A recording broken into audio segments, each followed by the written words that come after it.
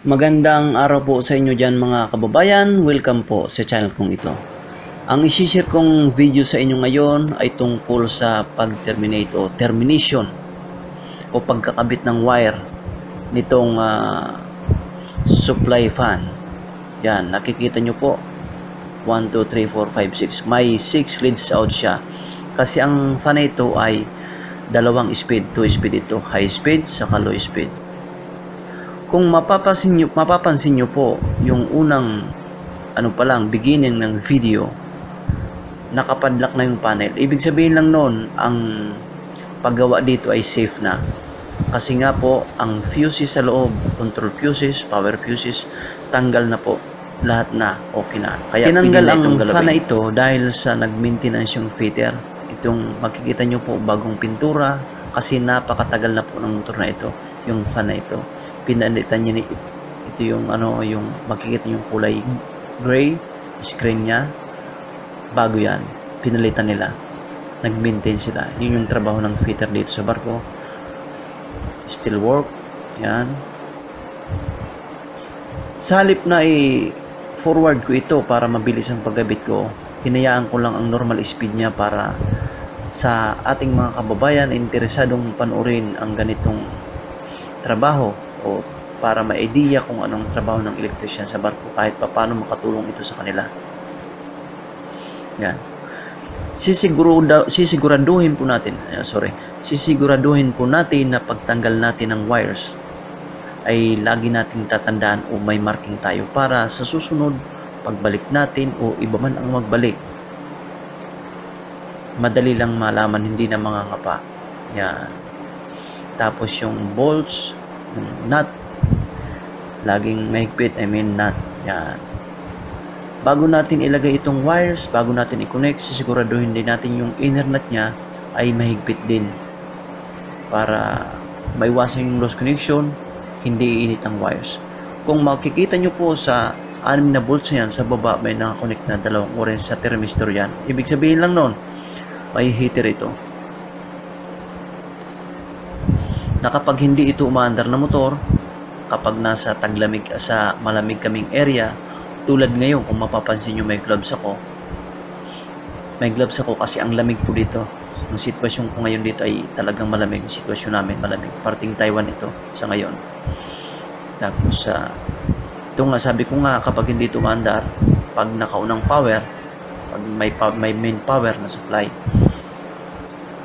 ang heater nito ay gumagana para sa windings niya, para hindi magkaroon ng moles. Dapat ma-maintain ang init. Hindi naman yung kainitan, yung tamang temperatura lang.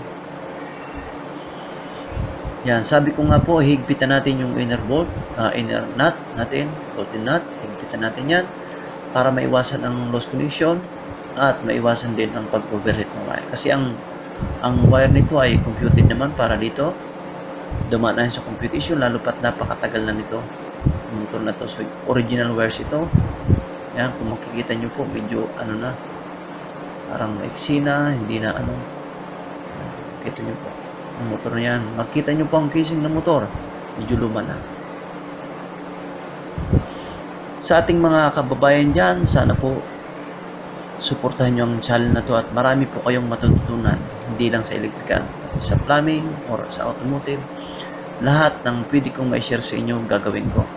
Lahat ng pwedeng matutunan ng mga beginners o yung mga datihan na pero wala pang idea kung anong ginagawa sa barko, kahit pa paano magkakaroon kayo ng idea sa channel na ito, mag-share ako. Yan. Sisiguraduhin lang po natin na tamang pagkulit natin para wala nang paulit-ulit pang gawa o hindi na tayo uulit pa kung sakaling magkamali. Yan. Sabi ko nga po yung inner bolt, lagi natin tatandaan na hihigpitan natin. Ito kasi, ang motor na ito ay tinanggal na, kumbaga din nila sa shop. Sa katunayan, yung bolts na yan, hinigpitan ko na lahat yan. Yan, inner bolts yan. Kaya, pero minsan, dinudouble check ulit. Hinigpitan na yan doon sa baba. Kasi, sinik na nga ito. Megar test na, or IR test, insulation resistant test, gamit ang Megar o kung Flockman o anong brand man ang gamit mo, Yan. Sa pagkabit ng nut naman yan, minsan awkward gumamit ng gloves. Kaya lang sabi ko nga malamig dito kaya gumamit ako ng gloves. Kaya ko pa namang hawakan ang nut.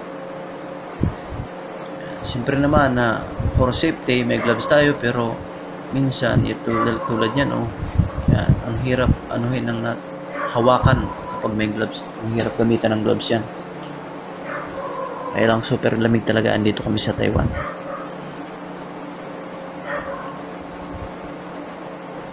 Medyo marami na rin po akong na-share na video dito regarding sa electrical o sa trabaho sa barko. Mag-scan na lang po kayo, pasukin yung aking channel at hanap kayo ng magugustuhan yung video doon.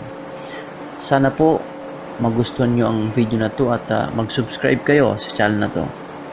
At sabi ko nga, marami po kayong matutunan. Mag-share ako ng maraming tutorial about sa electrical, lahat ng wirings, building wirings, controls, motor controls, building wirings, or industrial wirings, sa ordinary o sa commercial. Lahat po, mag-share po tayo ng ano dyan. Dinadahan-dahan lang po natin ang pag-upload kasi ang channel na ito ay bata pa, kumbaga. Hindi natin pwedeng biglayin ng pag-upload kahit ang video ko ay mga nakaabang na. Marami na tayong nakaprepare na video, pero hindi pa natin pwedeng i-upload yan ng biglaan. Dahan-dahan lang. Kaya marami po kayong aabangan. Sa aking mga subscriber dyan na nanonood po sa ngayon, maraming salamat po sa inyo sa pagsusuporta sa akin. Makita nyo po ang ano yan.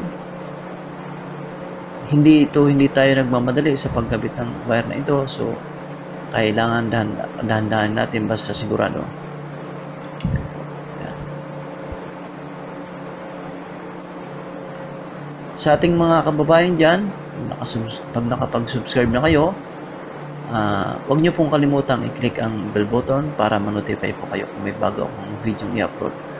Kung nagustuhan nyo, pakishare naman po. Maliban sa tulong sa akin, tulong na rin sa ating mga kababayan na gustong matuto sa electrical o magkaroon ng idea kung ano ba ang trabaho ng electrician sa loob ng barko. Ito yung trabaho ng electrician sa loob ng barko. Ang motor po na kinakabit dito, hindi lahat ay dalawang speed, high and low, minsan isang speed lang. Tapos ang iba naman ay supply fan, tapos minsan ginagawa pwedeng supply, pwedeng exhaust.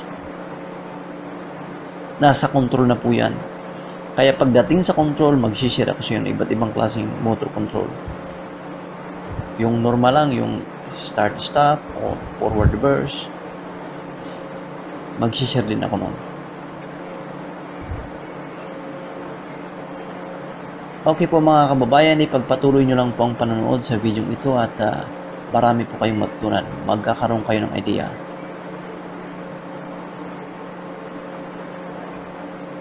Ituloy nyo lang po ang panonood.